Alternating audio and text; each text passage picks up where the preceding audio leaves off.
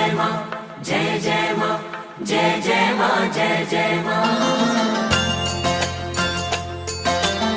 जय माता दी। आज हम बात करते हैं दशम भाव की, जिसको कर्म स्थान बोलते हैं। जन्म कुंडली में 4 केंद्र स्थान होते हैं और इन चारों ही केंद्र स्थानों का अपना अपना विशेष महत्व है। दशम स्थान भी इन चारों केंद्र स्थानों में से एक है। इसको कर्म एवं राज्य भाव जैसे नामों से जाना जाता है। जन्म कुंडली में इसका विशेष महत्व इसलिए है कि यह कर्म का स्थान है तथा कर्म को ही जातक के द्वारा कालांतर में भाग्य के रूप में भोगना पड़ता है। दशम भाव से जातक का मान सम्मान, अधिकार प्राप्ति, आजीविका, पितृसुख, प्रभुता, व्यापार, ऐश्वर्य भोग, कीर्ति लाभ, नेतृत्व, परदेश भ्रमण, आत्मविश्वास, कर्म, प्रवज्या तथा दत्तक पुत्र आदि का विचार किया जाता है। इसके साथ साथ सूर्य, शनि, बृहस्पति, चंद्रमा आदि ग्रहों से भी उक्त विचार करना चाहिए, क्योंकि सूर्य ही नैसर्गिक जन्म कुंडली में पंचम भाव का अधिपति बनता है तथा पंचम भाव नवम भाव से नवम होने के कारण भाग्य भाव हो जाता है। जहाँ शनि दशम भाव का अधिपति है, बृहस्पति भाग्य भाव का और चंद्रमा सुख भाव का। इन चारों की बलवान स्थिति व्यक्ति को राज्य में पद, अधिकार, धन तथा सम्मान अवश्य देती है। मानव की प्रतिष्ठा का एक आधार उसका पद भी है। पद के अनुसार ही प्राय व्यक्ति को रहन सहन एवं गुणावगुण होते हैं। इसलिए दशम भाव का विचार व्यक्ति के पूर्ण व्यक्तित्व का सूचक भी होता है। अब बात करते हैं दशम भाव में यदि मेष राशि उदित हो रही हो तो व्यक्ति प्राय भ्रमणकारी प्रवृत्ति का होता है। ऐसे व्यक्ति को खेलों में दौड़ना ही प्रिय लगता है, लेकिन उसकी चाल कुछ टेढ़ी रहती है। उसकी प्रवृत्ति कामी होती है तथा उसे अनेक स्त्रियों के साथ रमण करने के अवसर भी प्राप्त होते हैं। जन्म कुंडली में विवाह प्रतिबंधक योग हो तब भी ऐसा व्यक्ति पर्याप्त रति सुख प्राप्त करता है। चुगलखोरी की प्रवृत्ति उसे शीघ्र ही लोगों से अप्रिय बना देती है। नम्रता से हीन तथा उद्दंड होने के कारण सज्जनों के द्वारा ऐसे व्यक्ति की निंदा की जाती है।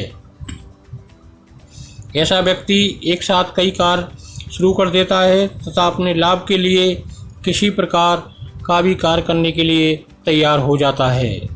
यदि मंगल बलवान हो तो व्यक्ति को धन, पद तथा अधिकार प्राप्त होते हैं। अब बात करते हैं दशम भाव में यदि वृषभ राशि उदित हो रही हो तो ऐसा व्यक्ति धार्मिक कार्यों पर काफ़ी खर्च करता है। ऐसा व्यक्ति सज्जन पुरुषों के प्रति स्नेह और दया का भाव रखता है तथा गौ, ब्राह्मण, देव एवं अतिथि का भली भांति सत्कार भी करता है।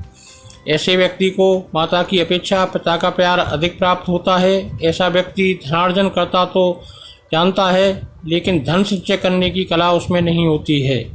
फलस्वरूप उसके पास धन संग्रहित नहीं हो पाता। पिता का भक्त ऐसा व्यक्ति समाज, कुल और जाति में सम्मानपूर्वक जीवन व्यतीत करता है। यदि शुक्र बलवान स्थिति में हो तो बड़े लोगों से व्यक्ति की मित्रता रहती है। वे राजपुरुषों की शुभकामनाएं प्राप्त करने का भी प्रयास करता है। अब बात करते हैं दशम भाव में यदि मिथुन राशि उदित हो रही हो तो ऐसा व्यक्ति कर्म को प्रधानता देता है।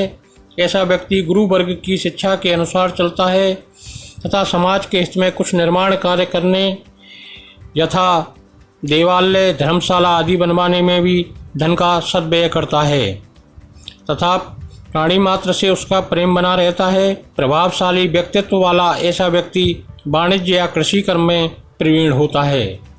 पिता की सेवा करने वाला ऐसा व्यक्ति यदि सेवा कार्य की अपेक्षा व्यापार करता है तो अधिक लाभ कमाकर तथा समाज और कुल में मान सम्मान प्राप्त करता है। यहाँ बुध लग्नेश एवं दशमेश बनता है। यदि बुध बलवान हो तो राज्य पद व धन की प्राप्ति होती है तथा शुभ कार्यों में रत रहने की उसकी रुचि बनी रहती है। यदि नवम भाव में राहु हो तो उपयुक्त कार्य अचानक ही हो जाते हैं।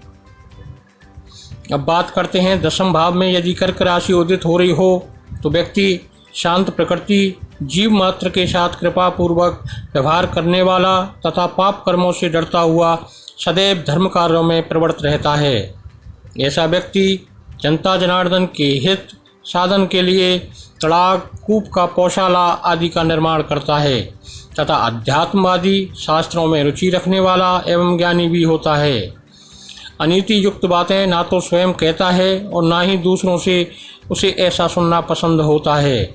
ऐसा व्यक्ति अन्याय के विरुद्ध अड़िग होता है तथा माता पिता का पूर्ण सम्मान भी करता है। सहोदारों से उसे कोई सहायता प्राप्त नहीं होती है। यदि चतुर्थ भाव में चंद्रमा आ जाए तो व्यक्ति राजनीति में विशेष रुचि रखता है तथा सार्वजनिक कार्यों में भाग लेने के कारण राज सत्ता प्राप्त कर मान और यश की प्राप्ति करता है। जय माता।